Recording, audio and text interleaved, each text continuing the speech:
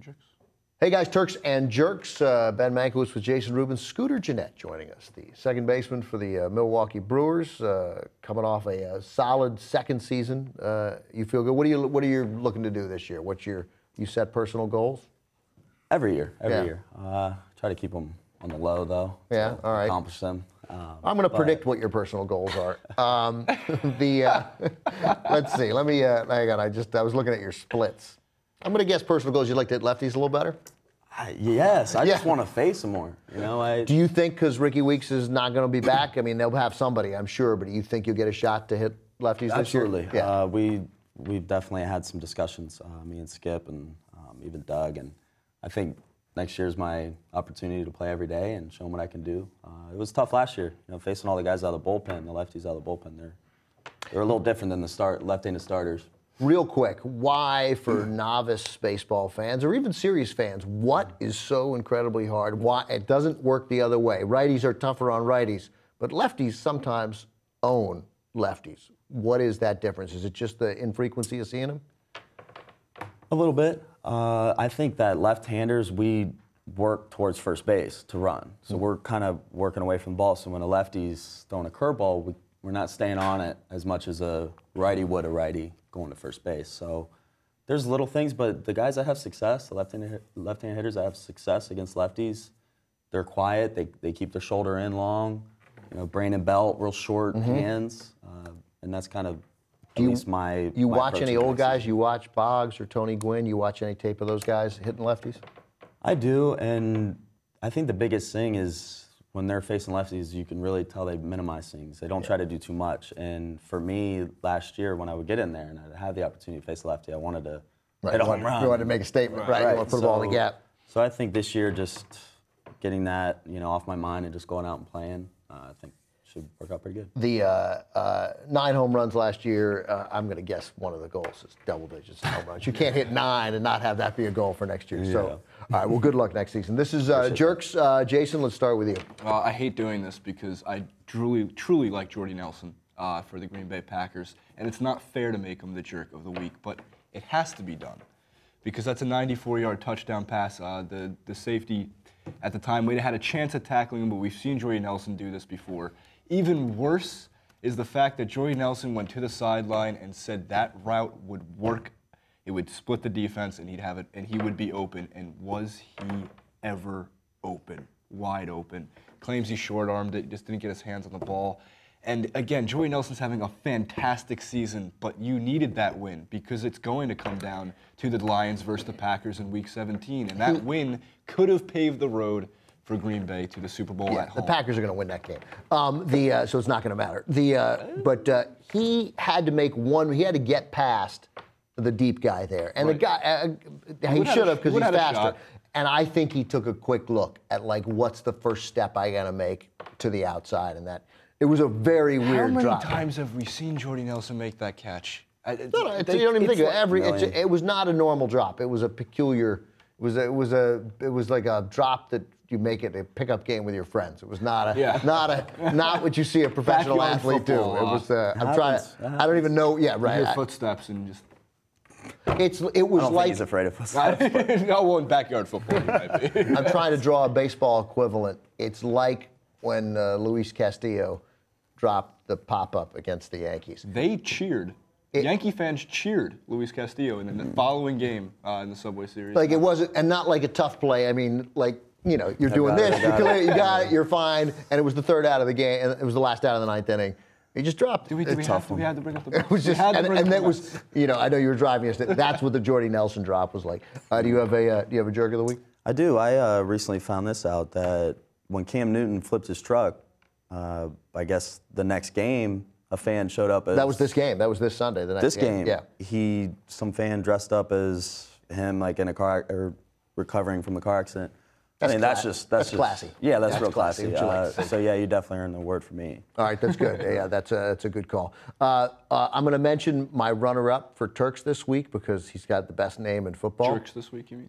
No, my runner-up in Turks in JURKS. So check out our Turks segment. It's already up. But Bakari Rambo, we were talking about, he picked off 2 passes from Aaron Rodgers. Rodgers' 4th and 5th interceptions of the year. That's it.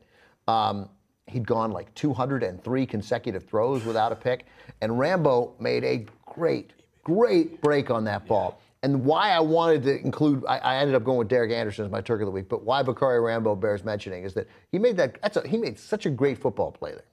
And the Washington football, by the way, as always, the real Jerk of the Week is Dan Snyder. It doesn't need to be said. But we do that every week. The Bakari Rambo released by Washington this year. Yeah. Released. 6th-round pick in 2013 and released. So, again, they don't know what they're doing. They don't even recognize the talent they have. They're the most inept team in the league. And his name is Bakari Rambo. There's not a more fitting... He doesn't get better than that. He's an action hero.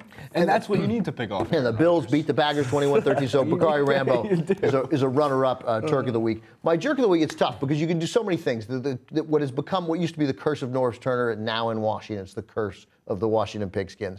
And what caused Robert Griffin to not score that touchdown, I don't understand.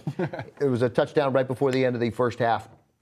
He got around the end. He's diving for the end. He doesn't even really have to dive. And the ball comes out at the 1. It just comes out of his hands. And then he re-grabbed it in the air. But then when he landed, it came out, so he didn't really have control. So and that, look, they end up losing 24-13. That would have made it a 2010 halftime game. I have a good chance that that's it. And then what? So he's not my Jerk of the Week. He's runner-up. The Jerk of the Week is Johnny Manziel. And I say this as a cautionary tale. First of all, I love all the Bengals. Money team. Right, the Bengals, and it wasn't just Ray Mayaluga who got the penalty for it. They were doing it all game. Guys were doing it all game. But the thing about Manziel is there's an interview on Yahoo Sports now with his best friend about what life is like in the Johnny Manziel entourage. What life, and the friend's trying to be serious, and it's a totally valid, it's a fine interview. Why is he doing it? Like, why is anybody doing this? Like, this guy, and I know it's one game and it's not fair, and I'm rooting for Johnny Manziel. And the friend points out that the media is too, they're examining him too closely. Nobody's giving him a break. He's a young kid. He's just trying to have fun. Mm-hmm. I think all of those points are fair. What's also fair is that this guy doesn't strike me as a guy who's taking this seriously enough. Like, I get that impression. You're a big college football fan. Don't you get a sense that you just want some 31-year-old player to say, hey, you have a huge opportunity here, and I know you want to go out and party in South Beach and get pictures taken where you're drinking vodka on the beach, and that's fine, and I'm not disapproving of that in any way. Young guys get to do that, right? But you're special, and you have a chance to be special. Act like a grown-up. And I just get a sense, after seeing this first game, means nothing. I hope I'm wrong.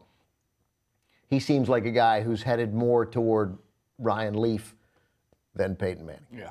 That's just the way it seems. Do you remember speaking of the money signs, when the defense is doing it to the Browns the entire game, the Patriots and Eagles Super Bowl, every catch the Patriots made, every single time they ran the football.